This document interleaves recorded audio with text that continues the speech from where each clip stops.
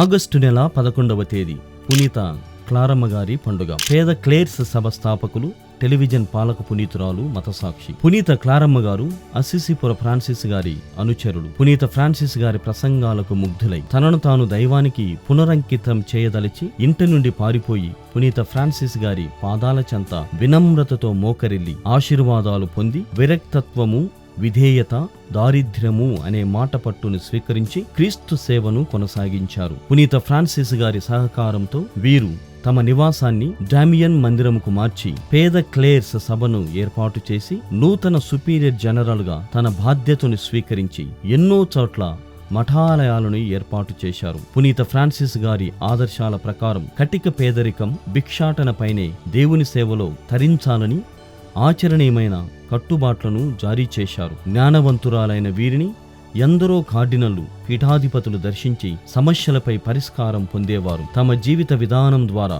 క్రీస్తును పంచుతూ తన తుది శ్వాసను విడిచారు. శ్రీసభ వీరిని టెలివిజన్ల పాలక పునీతురాలుగా ప్రకటించింది.